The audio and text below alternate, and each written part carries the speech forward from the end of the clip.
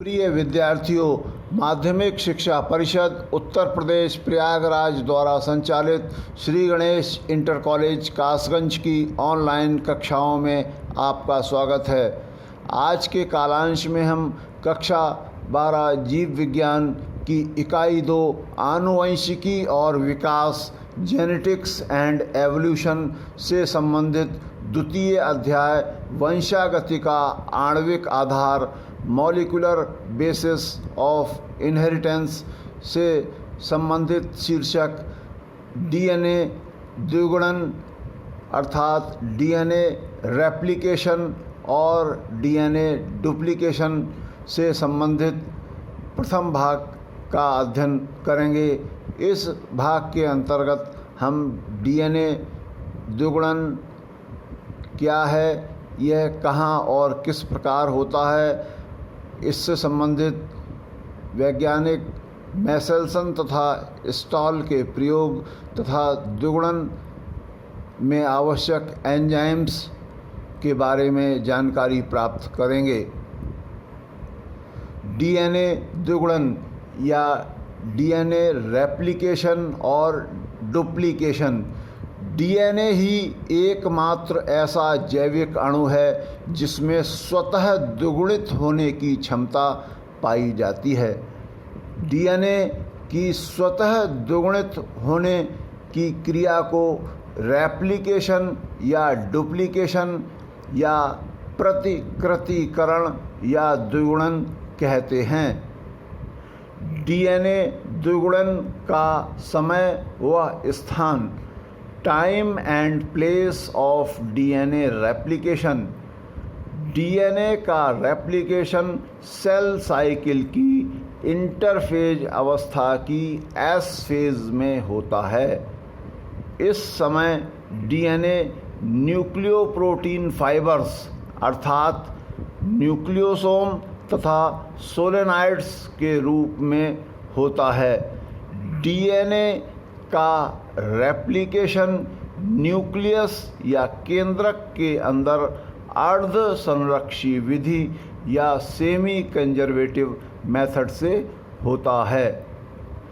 DNA द्विगुणन की अर्ध संरक्षी विधि semi conservative replication of DNA.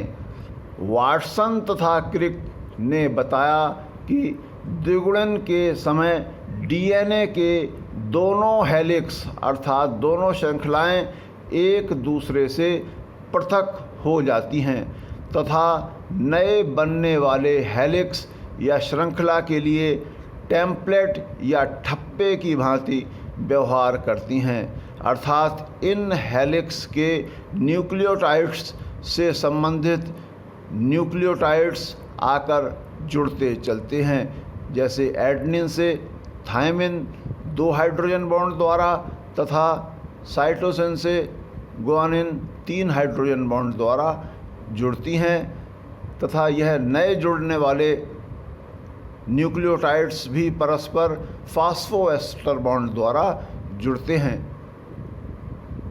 इस प्रकार नए बने डीएनए में एक श्रृंखला या हेलिक्स तो पितृ डीएनए का होता है किंतु दूसरा नया होता है। इसलिए इस विधि को अर्ध संरक्षी विधि या सेमी कंजर्वेटिव मेथड कहते हैं। जैसे संलग्न चित्र में हम देख पा रहे हैं कि पितृ डीएनए लाल रंग से हमने दिखाया हुआ है। द्विगुणन के समय यह लाल रंग के दोनों सूत्र एक दूसरे से पृथक हो गए हैं तथा इनसे प्रत्येक से एक नीले रंग से रंगा हुआ सूत्र नया बनता है, जो साइटोसिन से गुआनिन और एडेनिन से थायमिन इस प्रकार न्यूक्लियोटाइड्स के जुड़ने से बनता चलता है। मैसेल्सन तथा स्टॉल का प्रयोग। मैसेल्सन एंड स्टॉल्स एक्सपेरिमेंट। मैसेल्सन तथा स्टॉल ने 1958 ने ई कोली बैक्टीरिया के कल्चर में सामान्य नाइट्रोजन अर्थात N14 के स्थान पर उसके एक हैवी आइसोटोप या भारी आइसोटोप N15 का प्रयोग कर सिद्ध कर दिखाया कि डीएनए का द्विगुणन अर्ध संरक्षी विधि या सेमी कंजर्वेटिव मेथड से होता है। मैसेल्सन तथा स्टॉल ने सर्वप्रथम ई कोली बैक्टीरिया को भारी नाइट्रोजन या N15 युक्त कल्चर में उगाया, जिससे ई कोली के आगामी पीढ़ियों का डीएनए भारी नाइट्रोजन युक्त हो गया। इस बर्नली के सैंपल में हमने दिखाया हुआ है कि ई कोली बैक्टीरिया के डीएनए के दोनों स्ट्रैंड्स N15 अर्थात भारी नाइट्रोजन युक्त हैं। ऐसे स्ट्रैंड्स को हमने लाल रंग से रंग करके दिखाया हुआ है।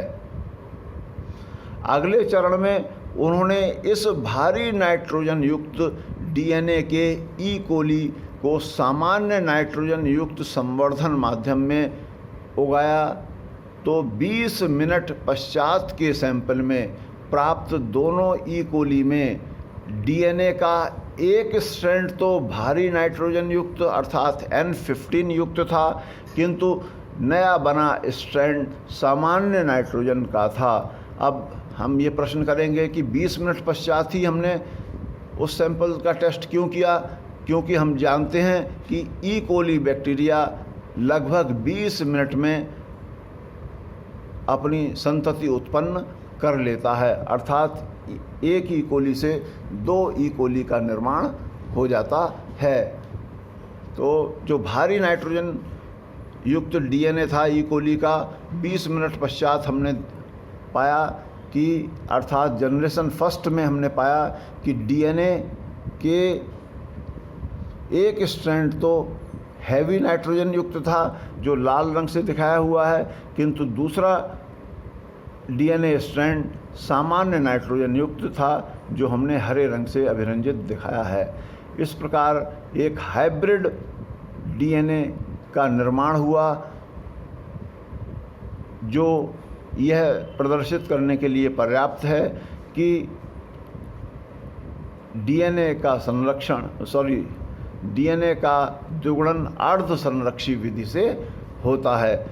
किंतु अगले 20 मिनट पश्चात कुल 40 मिनट बाद उन्होंने इस हाइब्रिड नाइट्रोजन युक्त डीएनए के ई कोली से प्राप्त चारों ई कोली के डीएनए को सेंट्रीफ्यूग करने पर पाया कि 2 ई कोली के डीएनए तो संकर या हाइब्रिड नाइट्रोजन युक्त थे, जबकि शेष 2 ई कोली का डीएनए सामान्य नाइट्रोजन युक्त था।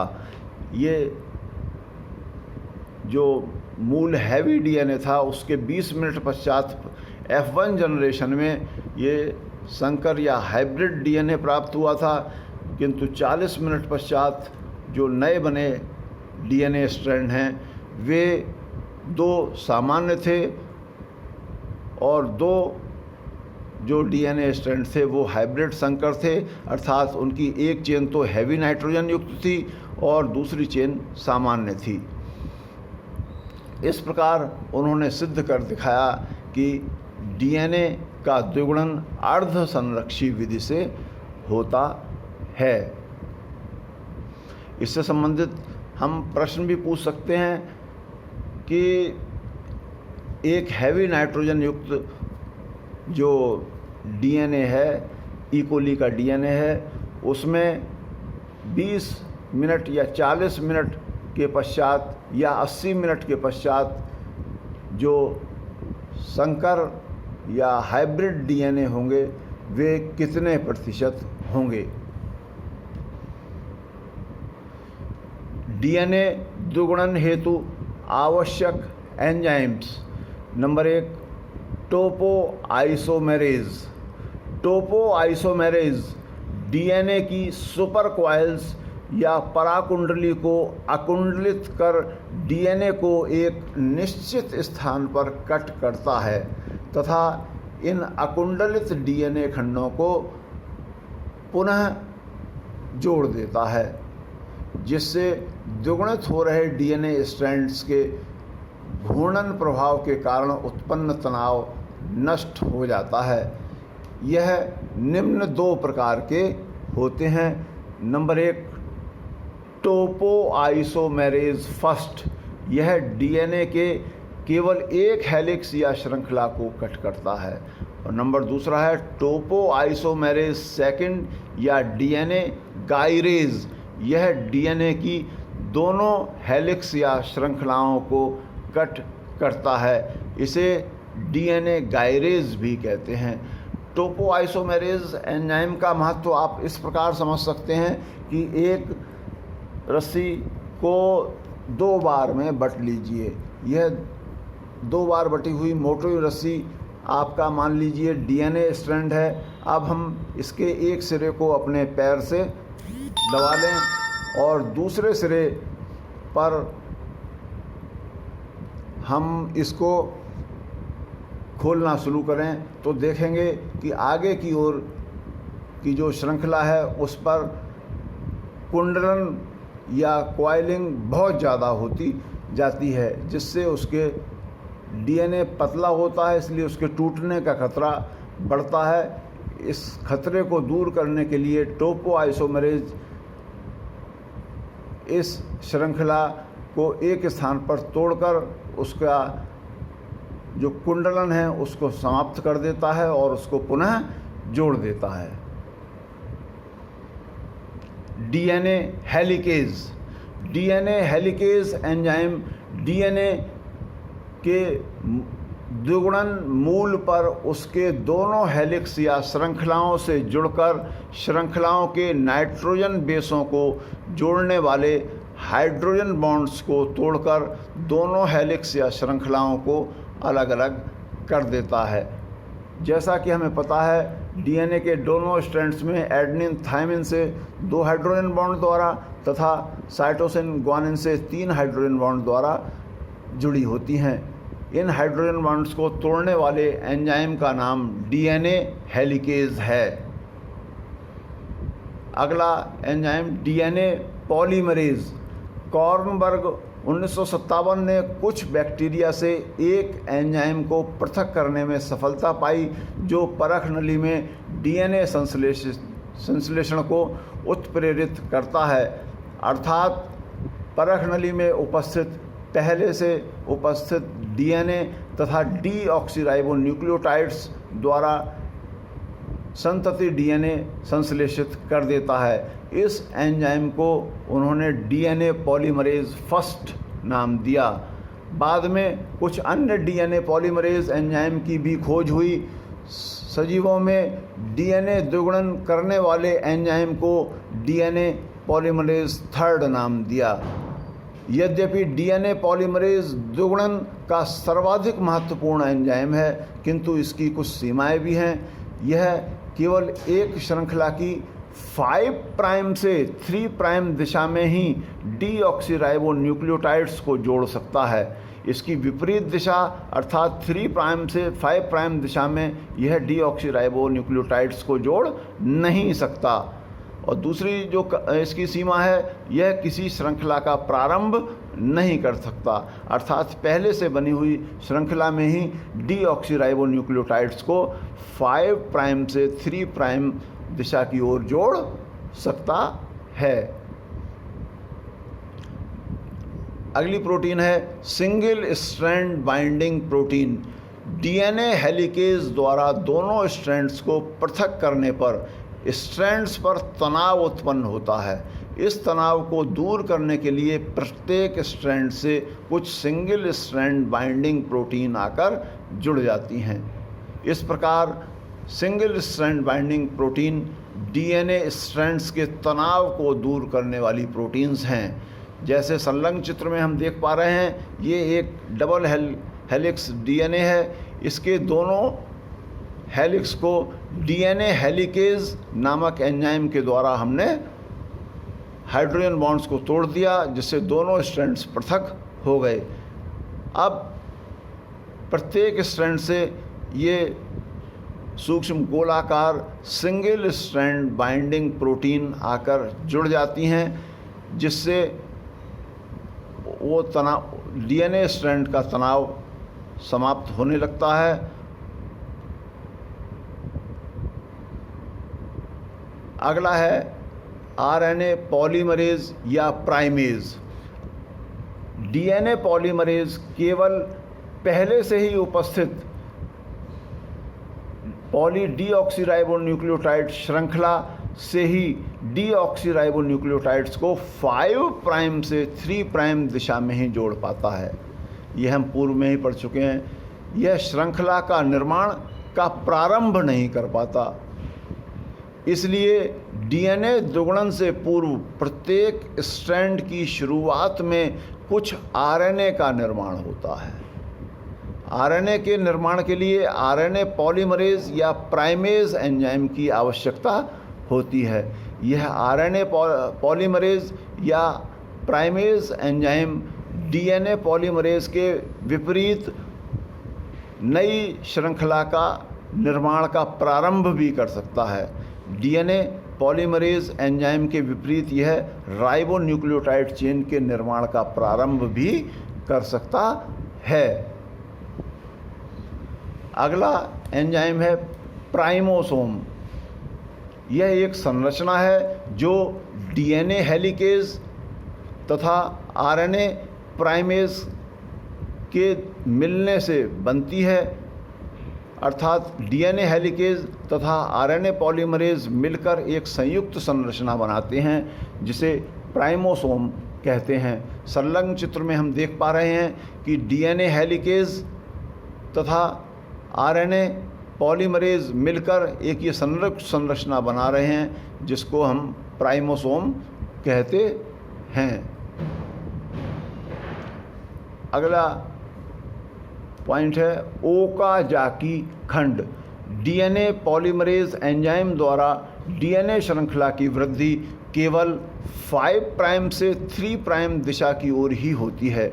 इसलिए 3 प्राइम से 5 प्राइम की जो कॉम्प्लीमेंट्री स्ट्रैंड या पूरक श्रृंखला अर्थात 5 प्राइम टू 3 प्राइम तो पूर्ण रूपेण बनती चलती है, किंतु 5 प्राइम से 3 प्राइम श्रृंखला की कॉम्प्लीमेंट्री स्ट्रैंड या पूरक श्रृंखला 3 प्राइम टू 5 प्राइम विपरीत दिशा में ही बनती है और छोटे छोटे खंडों में बनती है, क्योंकि इसका निर्माण भी 5 प्राइम से 3 प्राइम की ओर ही होता है। इन छोटे छोटे खंडों को उनके खोजकर्ता वैज्ञानिक के नाम के आधार पर ओकाजाकी खंड कहते हैं। अगला है डीएनए लाइगेज। यह एंजाइम डीएनए खंडों को परस्पर जोड़ने का कार्य करता है, जिससे ओकाजाकी खंड जुड़कर संतति डीएनए बना लेते हैं। संलग्न चित्र में हम सभी एंजाइम्स के बारे में जानकारी प्राप्त कर पा रहे हैं। Number 1 topoisomerase. यह डीएनए हेलिक्स के एक या दोनों हेलिक्स को काटकर पुनः जोड़ देता है, जिससे घूर्णन या रोटेशन के कारण उत्पन्न तनाव समाप्त हो जाता है। दूसरा एंजाइम है डीएनए हेलिकेज।